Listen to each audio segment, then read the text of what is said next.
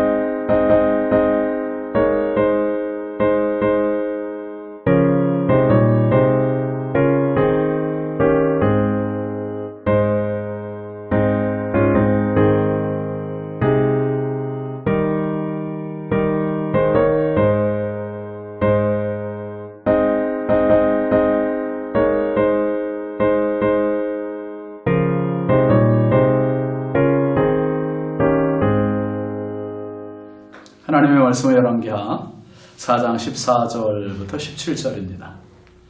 엘리사가 이르되 그러면 그를 위하여 무엇을 하여야 할까 하니 게하시가 대답하되 참으로 이 여인은 아들이 없고 그 남편은 늙었나이다 하니 이르되 다시 부르라 하여 부르매 여인이 문에 서니라. 엘리사가 이르되 한 해가 지나 이때쯤에 내가 아들을 안으리라 하니 여인이 이르되 아니로소이다. 내 주 하나님의 사람이여 당신의 계집종을 속이지 마옵소서 하니라. 여인이 과연 잉태하여 한 해가 지나 이때쯤에 엘리사가 여인에게 말한 대로 아들을 낳았더라. 아멘. 오늘 말씀 제목은 아들을 안으리라 입니다. 여러분, 사람은 결핍의 존재입니다. 아무리 많이 가져도 허한 구석이 있어요. 허전한 구석. 해결되지 않는 구석이 있습니다. 다 가진 것 같아도 부족한 그 무엇인가 늘 있어서 허전하지요. 돈이 많은 사람은 돈으로 해결되지 못하는 그런 구석이 있어요. 자식의 속을 썩인다든지, 또 반대로 자식들은 다 잘하는데 남편이 외도를 한다든지 도박에 빠졌다든지, 가정에 부족이 없는데 또 몸에 질병이 있다든지, 부부의 금술이 좋고 문제가 없는데 자녀가 없는 허전함과 아픔이 또 있기도 하죠. 여러분, 창세기 18장을 보면 하나님께서 아브라함에게 아들을 약속하시는 장면이 있잖아요.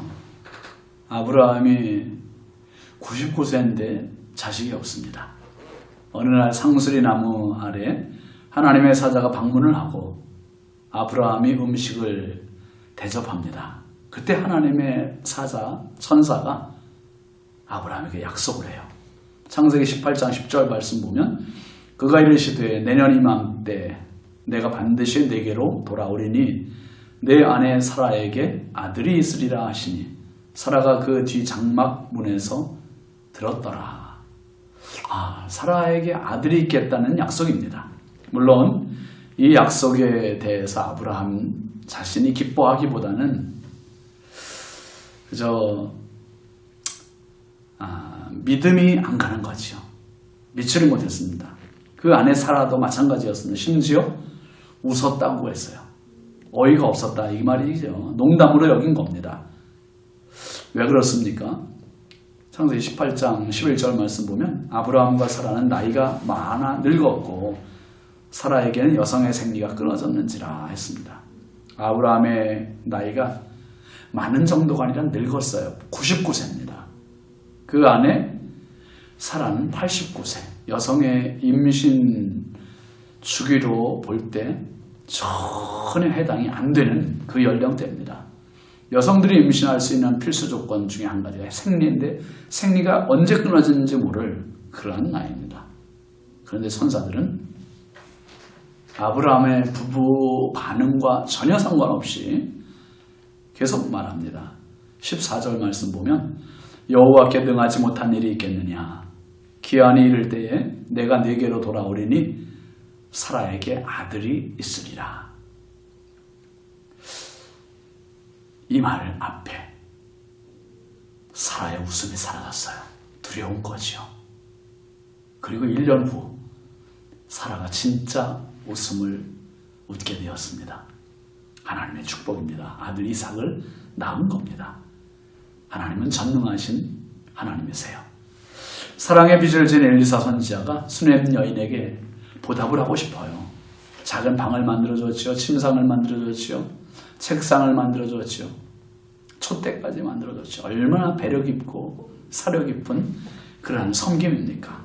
그래서 왕이나 사령관에게도 구할 것이 있냐 그랬더니 그것 없이 우리는 백성 중에 평안히 산다고 하면서 극구 보답을 받지 않으려고 합니다. 선지자는 게하시를 통해 종을 통해서 또 물어요. 14절 말씀 보면 엘리사가 이르되 그러면 그를 위하여 무엇을 하여야 할까 하니 게하시가 대답하되 참으로 이 여인은 아들이 없고 그 남편은 늙었나이다 하니 두 가지 문제입니다. 하나는 자식이 없는 문제가 있고요. 하나는 남편이 늙었기 때문에 자식의 문제는 해결 불가라는 문제입니다. 우리에게는 여러분 언제나 문제가 있어요. 근데 하나님께는 언제나 답이 있습니다. 문제를 안고 있는 우리가 답을 얻기 위해서는 늘 하나님 앞에 나가야 하는 것입니다. 이제 기도의 자리가 필요하고 믿음의 부르짖음이 필요한 이유는 안고 있는 문제를 내 힘으로 해결할 능력이 안 되기 때문에 하나님의 도우심이 절대적으로 필요한 것이 우리의 모습입니다. 지금 수넴 여인에게는 자식의 문제보다 더 큰 문제가 뭐가 있겠습니까? 그렇지만 이미 자식의 문제는 포기한 지 오래입니다. 왜요? 남편이 늙었고 자신도 늙었기 때문입니다. 때로 여러분, 우리가 문제를 포기하는 그 기준이 있어요. 내 힘, 상식.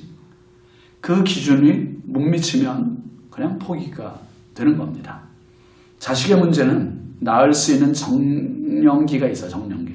적당한 나이, 또 한계의 나이가 있는데 지금 게하시가 볼 때, 또 수넴 여인이 볼 때도 이미 아이를 낳을 수 있는 시기는 훨씬 넘은 거예요.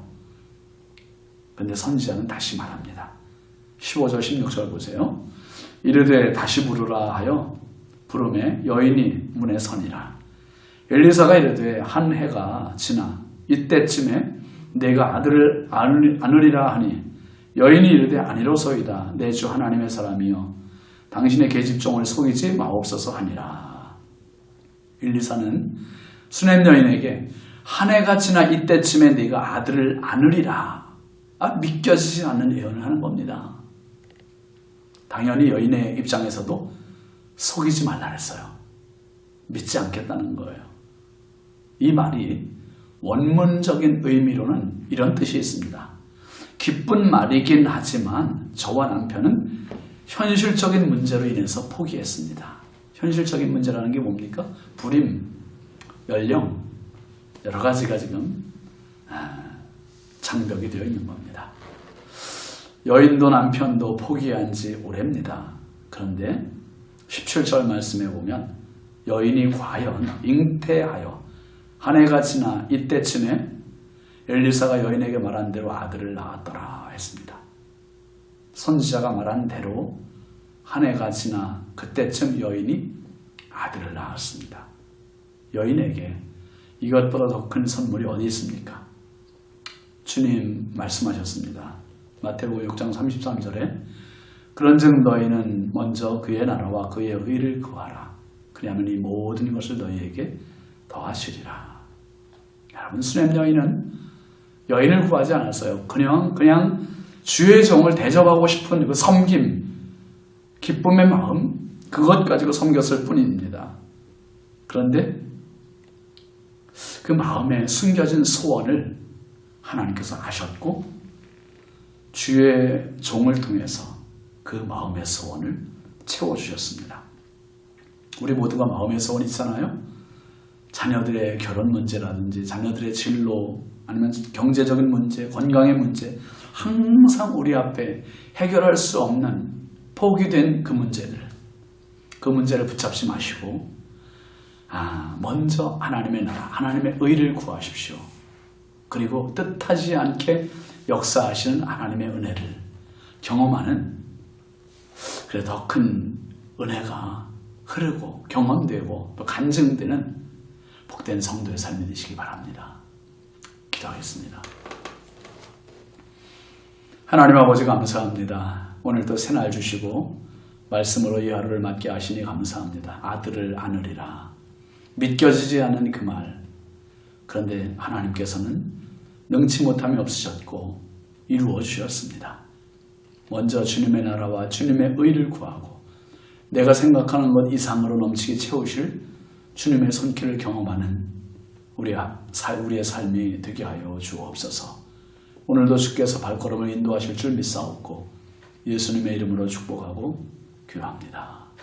아멘. 오늘도 승리하시기 바랍니다. 감사합니다.